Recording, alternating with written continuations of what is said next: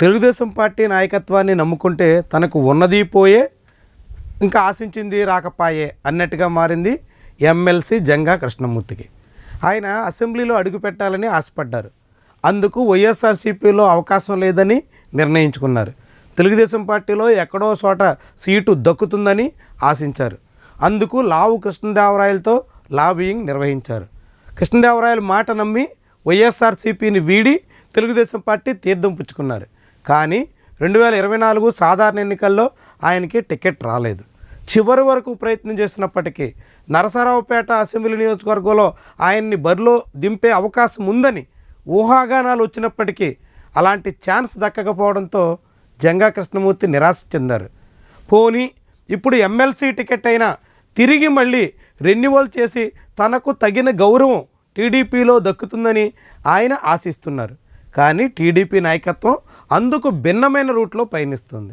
Janga కృష్ణమూర్తికి renewal చేసే అవకాశం లేదు అని తేల్చేసింది. దాంతో ఇప్పుడు జంగా కృష్ణమూర్తి రెంటికి చెడ్డ రేవడిగా మారిపోతున్నారు. వైఎస్ఆర్సీపీని వీడి టీడీపీని నమ్ముకున్నందుకు టీడీపీ నాయకత్వం తనకి 2024లో అసెంబ్లీ టికెట్, 2025లో మండల టికెట్ కూడా నిరాకరించి మొండి చేయి చూపడంతో ఆయన తీవ్రమైనటువంటి అసంతృప్తితో కనిపిస్తున్నారు.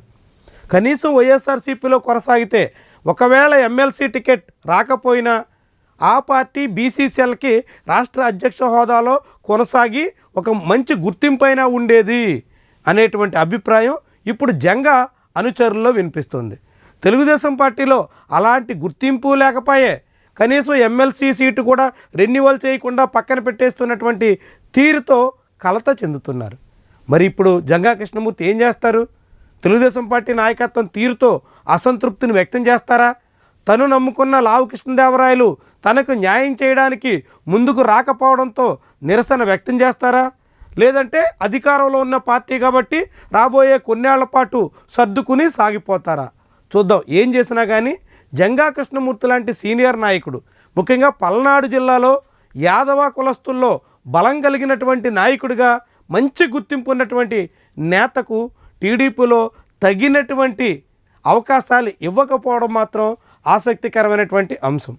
ముఖ్యంగా నరసరావుపేట పార్లమెంటు పరిధిలో కీలకమైనటువంటి కులానికి చెందినటువంటి నాయకుడిగా ఆయనకి ఎంతో కొంత మేర న్యాయం జరుగుతుంది అంటూ అంతా ఆశించారు.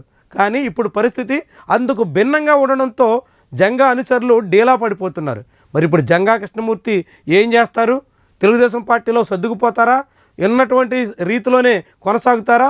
చూద్దాం. ఏం జరిగినా కానీ జంగాకు మాత్రం ఇప్పుడు రెంటికి చెడ్డ రేవడైపోయినటువంటి తీరు మీద ఆయన వ్యతిరేకులు ఆయన మీద సానుభూతి చూపడం తప్ప మరొక అవకాశమే లేదు అనేటువంటి రీతిలో స్పందిస్తున్నటువంటి వైనం ఆసక్తికరంగా కనిపిస్తోంది.